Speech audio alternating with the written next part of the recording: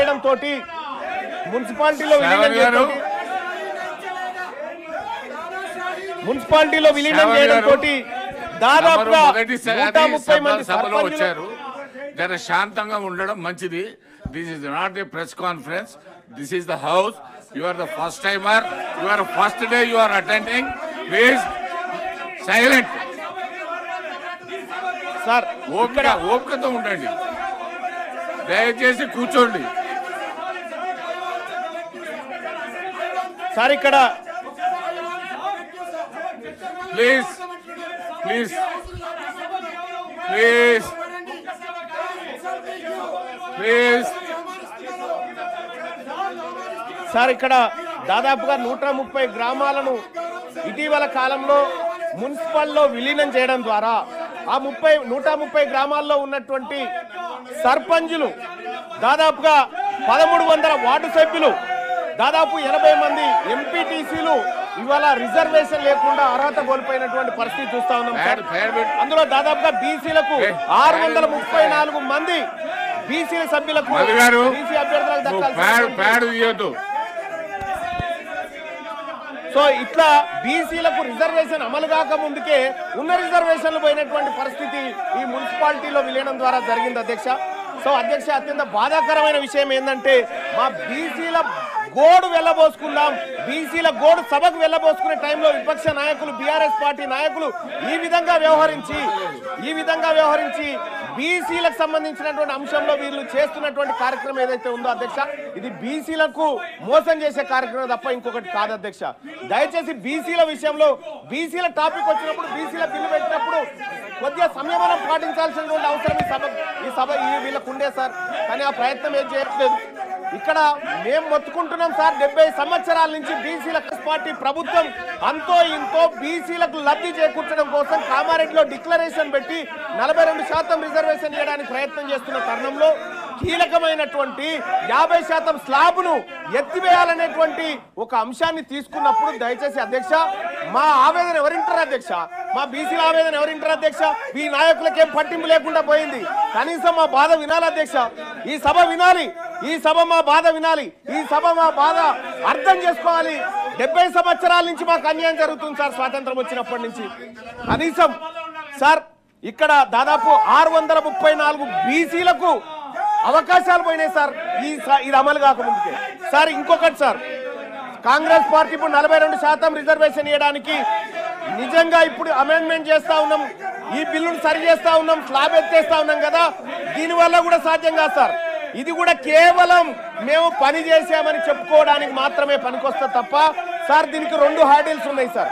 ఒకటి సార్, ఇప్పుడు మనం ఇక్కడ 50% స్లాబ్ ఎత్తేసినప్పటికీ గవర్నర్ గారు ఆమోదం అవసరం సార్, గవర్నర్ గారు సంతకం అవసరం. ఒకవేళ అది దాటినా కూడా మళ్ళీ హైకోర్టు, మళ్ళీ సుప్రీంకోర్టు, మళ్ళీ ఇందిరాసాని కేసు అడ్డం వస్తుంది సార్. ఇందిరాసాని కేసు అడ్డం వచ్చినప్పుడు పరిస్థితి మళ్ళా మొదటికి వస్తుంది సార్. ఆ రోజు మనం ఈ ప్రజలకు ఏం సమాధానం చెప్తాం సార్? 42% రిజర్వేషన్ ఇవ్వడంలో అన్ని పార్టీలు ఫెయిల్ అయిపోయినాయి, ఈ ప్రజలకు న్యాయం చేయడంలో అన్ని పార్టీలు విఫలమైనాయని చెప్పదలుచుకున్నామా సార్ ఈ బిల్లు ద్వారా? అందుకోసమే దయచేసి అధ్యక్ష, నేను ఈ సందర్భంగా ఈ సభ ముందు కొన్ని అంశాలు పెడతా ఉన్నాను సార్. ఈ రాష్ట్ర ప్రభుత్వం ముందు పెడతా ఉన్నా, గౌరవ ఆ శాఖ మంత్రివర్యులను కోరుతా ఉన్నా, మీరు 42% రిజర్వేషన్లకు అడ్డంకులు స్పష్టంగా మాకు కనిపిస్తా ఉన్నాయి. ఆ అడ్డంకుల విషయంలో మేము మిమ్మల్ని తప్పు పట్టట్లేదు, అడ్డంకులు అందరికీ ఉన్నాయి. కానీ మీరు ఇవ్వడానికి మీ చేతిలో ఉన్నటువంటి అంశాలు అనేకం ఉన్నాయి. ఇక్కడ మీ చేతిలో ఉన్నటువంటి అంశాలు అనేకం ఉన్నాయి. బీసీ సప్లాన్ తీసుకురావడానికి సుప్రీంకోర్టుతో పంచాయతీ లేదు, మనకి కేంద్రంతో పంచాయతీ లేదు. కాబట్టి బీసీ సప్లాన్ విషయంలోనైనా మీరు చర్యలు తీసుకోండి. బీసీలకు కామారెడ్డి డిక్లరేషన్ ప్రకారం ప్లీజ్, ఒకవేళ కాళేశ్వరం విషయంలో మన హౌదులో కూడా చర్చ కావాలన్నప్పుడు నేను తప్పనిసరిగా ప్రభుత్వంతో మాట్లాడతాను, నెక్స్ట్ సెషన్ లో పెట్టమని చెప్తాను. సార్ ఇక్కడ సార్ బీసీ సప్లాన్ విషయంలో సార్ ఈ రాష్ట్ర ప్రభుత్వం తక్షణ నిర్ణయం తీసుకోవచ్చు సార్. చేయదలుచుకుంటే బీసీ సప్లాన్ ప్రతి ఏడాది 20,000 కోట్ల రూపాయలు బీసీల సంక్షేమానికి ఖర్చు పెడతామని కామారెడ్డి డిక్లరేషన్ లో కాంగ్రెస్ పార్టీ చెప్పింది సార్. 5 ఏళ్ల కాలంలో 1,00,000 కోట్లు బీసీల సంక్షేమానికి ఖర్చు పెడతామని చెప్పినటువంటి కాంగ్రెస్ పార్టీ రెండిట్లలో కలిపి 2 బడ్జెట్లలో కలిపి కనీసం 20,000 కోట్లను కూడా బడ్జెట్ లో కేటాయించలేకపోయింది సార్. ఇక్కడ వివక్ష కనిపిస్తా ఉంది సార్. ఇది జయంగా కాంగ్రెస్ పార్టీని అడ్డుకోవడానికి ఏ శక్తి లేదు సార్. మేమందరం సపోర్ట్ చేస్తాం సార్ ఈ విషయంలో. అలాగే సార్ ఇంకా ఎంబీసీ కులాలకు సంబంధించినటువంటి సంక్షేమ విషయంలో కూడా ఉన్నత విద్య కోసం 10 లక్షల రూపాయలు పూచీకత్తు లేని వడ్డీలు రుణాలు ఇప్పిస్తామని కాంగ్రెస్ పార్టీ హామీ ఇచ్చింది సార్. ఈ విషయంలో కూడా కాంగ్రెస్ పార్టీ ఏ విధంగా కూడా చిత్తశుద్ధితో పనిచేస్తున్నట్టు కనిపించట్లేదు సార్. అలాగే సార్ అన్ని జిల్లా కేంద్రాల్లో 50 కోట్లతో convention hall, press club, study circle, library, క్యాంటీన్లతో ఉన్న ప్రొఫెసర్ జయశంకర్ బీసీ ఐక్యతా భవనాలు కట్టిస్తామని చెప్పారు సార్. అక్కడ కూడా సార్ వీటిలో ఎక్కడ కూడా ముందడుగు పడలేదు సార్. ఎక్కడైతే హార్డీలు ఉందో అక్కడ పైన ఫోకస్ చేస్తూ ఉంది రాష్ట్ర ప్రభుత్వం. కానీ చేయాల్సిన పనుల విషయంలో మాత్రం కొంత నిర్లక్ష్యంగా ఉండడం బాధాకరమైనటువంటి అంశం సార్. సార్ ఇంకొకటి సార్ 3 లక్షల కంటే తక్కువ వార్షిక ఆదాయం గల బీసీ కుటుంబాల యువతకు ర్యాంకుతో సంబంధం లేకుండా మొత్తం ఫీజు రియంబర్స్మెంట్ ఇస్తున్నారు సార్. ఇవాళ ఫీజు రియంబర్స్మెంట్ బకాయిలు విపరీతంగా అక్కడ పడి ఉన్నాయి సార్. ఆ ఫీజు రియంబర్స్మెంట్ బకాయిలు ఇస్తే తప్ప బీసీలు టీసీలు కానీ లేకపోతే వాళ్ళ సర్టిఫికెట్లు కాలేజ్ యాజమాన్యాలు ఇవ్వలేని పరిస్థితి ఉంది సార్. అందుకోసమే ఫీజు రియంబర్స్మెంట్ లో మీరు చేయాల్సిన కార్యక్రమాలు ఉన్నాయి, అవి చేయండి. అలాగే చేతి వృత్తులకు సాయం చేస్తామని కాంగ్రెస్ పార్టీ ఆ రోజు కామారెడ్డి డిక్లరేషన్ లో అవకాశం కల్పించింది సార్. మెన్షన్ కూడా చేసింది. వృత్తి బజార్ పేరుతో ప్రతి మండలంలో 50 దుకాణాలు, షాపింగ్ కాంప్లెక్స్ ఏర్పాటు చేసి మంగలి, వడ్రంగి, చాకలి, కుమ్మరి, స్వర్ణకారుల వంటి చేతి వృత్తుల వారికి ఉచితంగా షాపు స్థలాలు అందజేస్తామని చెప్పారు సార్. గడిచిన 2 సంవత్సరాలలో ఇప్పటి వరకు ఒక్క షాపు కానీ దయచేసి శ్రవణన్న మీ స్వర్ణకారుల గురించి మాట్లాడుతున్నా, దయచేసి మీరు ఓపికగా ఉండాలా. బీసీ కార్పొరేషన్లు, ఫెడరేషన్ల కింద నమోదైన ప్రతి సొసైటీకి ఎన్నికల నిర్వహణ 10 లక్షల ఆర్థిక సాయం అని చెప్పారు సార్. ఇప్పటి వరకు చేయలేదు. నేను అడుగుతా ఉన్నా, గౌరవ మంత్రివర్యులను అడుగుతా ఉన్నా, మీరు అమలు చేయడానికి, మీరు ఇవ్వడానికి సిద్ధంగా ఉన్న అంశాలు అనేకం ఉన్నాయి ఇక్కడ. వీటిని చిత్తశుద్ధితో అమలు చేయండి. 42% రిజర్వేషన్ విషయంలో మీరు పోరాడుతున్నటువంటి విధానంలో కానీ లేకపోతే కేంద్ర ప్రభుత్వం సృష్టిస్తున్న అడ్డంకుల విషయంలో కానీ మేము మీకు అండగా నిలబడతాం. కానీ మీరు కామారెడ్డి డిక్లరేషన్ లో ఇచ్చిన ప్రతి అంశాన్ని అమలు చేయడంలో మీ చిత్తశుద్ధి సరిగా లేదని నాకు అర్థమవుతా ఉంది. అలాగే అధ్యక్ష ఇక్కడ మంత్రివర్గాల విషయంలో మా బీసీలకు ఇంకా మంత్రివర్గాలు పెరగాలన్నటువంటి అవసరం ఉంది అధ్యక్ష. మా బీసీలకు మంత్రులు పెరగాలి, మా బీసీలకు అవకాశాలు పెరగాలి, మా బీసీ సర్పంచ్లకు, మా బీసీ ఎంపీటీసీలకు, మా బీసీ జెడ్పీటీసీలకు అందరికి కూడా అవకాశాలు మెరుగుపడాలి అధ్యక్ష. Don't come to this please మీకు మైక్ ఉంది, మీకు మైక్ ఉంది అక్కడ వెళ్ళండి ప్లీజ్. మీ మైక్ మీ సీట్లో కూర్చొని మాట్లాడండి ప్లీజ్ అక్కడ వెళ్ళండి please.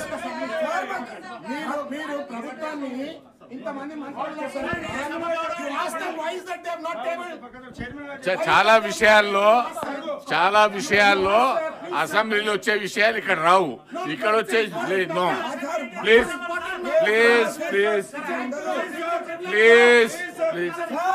Madhu, please go and sit there, go to your seat please. మీ సీట్లలో వెళ్ళండి ప్లీజ్. బీసీ బిల్ మీద మాట్లాడండి, అవకాశం ఇస్తాను please. Complete your thank you sir. Sir ఇవాళ ఈ రాష్ట్ర ప్రభుత్వం తీసుకొస్తున్నటువంటి సవరణ ద్వారా అధ్యక్ష, గతంలో కేసీఆర్ ప్రభుత్వం తీసుకొచ్చినటువంటి ఈ 50% ఏదైతే 34% చేయాలన్న వాళ్ళ ప్రయత్నాన్ని అడ్డుకున్నారు సార్ ఆ రోజు హైకోర్టులో. ఇప్పుడు మళ్ళొక్కసారి అడ్డుకోరన్న గ్యారంటీ ఏమైనా ఉందా? ఈసారి చేసేటువంటి అమెండ్మెంట్ కూడా ఖచ్చితంగా అడ్డుకుంటారు వాళ్ళు. అడ్డుకున్నప్పుడు మేము ఎవరి మొహం చూడాలి? మా బీసీలు ఎటువైపు చూడాలి సార్? అప్పుడు మాకెట్టి పరిస్థితిలో ఇది ముందుకు పోతుందనేటువంటి ఆలోచన లేదు. మీ కళ్ళ ముందున్నటువంటి అన్ని అంశాల్లో బీసీ డిక్లరేషన్ ని ఉన్నది ఉన్నట్టుగా ఈ 42% మీరు సాధ్యమైనంత వరకు మీ ప్రయత్నం చేస్తూనే మిగతా అంశాల మీద ఫోకస్ పెట్టాల్సిందిగా ఈ రాష్ట్ర ప్రభుత్వాన్ని కోరుతా ఉన్నాం సార్. అలాగే ఇదే బీసీలకు సంబంధించినటువంటి విషయంలో ముదిరాజులను అధ్యక్ష, ఇదే కామారెడ్డి డిక్లరేషన్ లో మా ముదిరాజ్ సోదరులను జీవోఎంఎస్ నెంబర్ 19/2/2009 పునరుద్ధరణ చేస్తామని చెప్పి కాంగ్రెస్ పార్టీ హామీ ఇచ్చింది అధ్యక్ష. ఇందులో బీసీడీలో ఉన్నటువంటి ఈ తెలంగాణ రాష్ట్రంలో అత్యధిక జనాభా కలిగినటువంటి ఈ బీసీ బిడ్డలను, ఈ ముదిరాజ్ బిడ్డలను బీసీడీ నుంచి బీసీఏలోకి అధ్యక్ష మా ఇంకో అరల నుంచి ఇంకో అరలకు వస్తాంటారు తప్ప వాళ్ళు ఇంకో దాంట్లో పోయి గుంజుకుంటామని చెప్తలేరు అధ్యక్ష. విచారణకు ఎదుర్కొని నిర్దోషిగా నిలబడాలి. విచారణకు వచ్చినోడే ఈ విధంగా ధర్నాలు చేస్తే, విచారణ ఎదుర్కోవాల్సినటువంటి వాళ్ళు ఈ విధంగా ప్రొటెస్ట్ చేస్తే ఇవాళ తెలంగాణ మొత్తం సమాజం గమనిస్తా ఉంది. బీఆర్ఎస్ పార్టీ బీసీల పట్ల ఉన్న వైఖరి, బీసీల పట్ల ఉన్నటువంటి ప్రేమ ఏ విధంగా కనబడుతుందో చూస్తా ఉన్నాం. డెఫినెట్లీగా ఇది ప్రజలు గమనించాలి, తెలంగాణ ప్రజలంతా గమనిస్తారు. బీఆర్ఎస్ వైఖరి ఏ విధంగా అయితే బీసీలకు సంబంధించి రిజర్వేషన్లు అడ్డుకోవడానికి చేస్తా ఉన్నారు. బీసీలకు సంబంధించి ఈరోజు జరుగుతున్నటువంటి పరిణామాల్లో తెలంగాణ ప్రభుత్వం ముఖ్యమంత్రి గారి నాయకత్వంలో అన్ని రకాల అంశాలు తీసుకొని పోతుంటే ఎందుకు జరుగుతోందని అడుగుతాను. ఏమైంది? కనీసం సిబిఐ విచారణకు ఎందుకు వ్యతిరేకిస్తా ఉన్నారు? సిబిఐ విచారణకు ఎందుకు వ్యతిరేకిస్తా ఉన్నారు? సిబిఐ విచారణకు ఎందుకు వ్యతిరేకిస్తా ఉన్నారో అడుగుతా ఉన్నా. ఇవాళ చర్చ ముందు 42% కానీ 42% కానివ్వండి, 42% పేరు మీద అడ్డుకునే కూడా జరుగుతోంది. కేసీఆర్ కుటుంబానికి సర్వేలో కూడా పాల్గొనలే వీళ్ళు. ఇష్టం లేదు, కడుపులో కత్తులు పెట్టుకొని అలుముకొని చంపుతా ఉన్నారు బీసీలను. ఇవాళ బీసీలకు అన్యాయం చేస్తుంటే కనీసం పార్టీ నాయకత్వం స్పందిస్తలేదు. నేను అడుగుతాను మధుసూదన్ చారి గారు, బండ ప్రకాష్ గారు, ఇలా బీసీలకు సంబంధించి ఒక ప్రక్రియ జరుగుతుంటే అచేతనంగా నిలిచారు. ఈ తప్పిదాన్ని గమనిస్తా ఉన్నారు. చరిత్ర ఊరుకోదు. ఫ్లోర్ లీడర్ గా రాజు గారు కావచ్చు, రమణ గారు కావచ్చు, అందరూ కూడా చెప్తా ఉన్నాం. 42% రిజర్వేషన్ కి సంబంధించి టీఆర్ఎస్ పార్టీ కుట్రపూరితంగా తెలంగాణ ప్రజలు గమనించాలి. తెలంగాణ ప్రజలందరికీ విజ్ఞప్తి చేస్తా ఉన్నాం. టీఆర్ఎస్ పార్టీ వైఖరి చూడండి.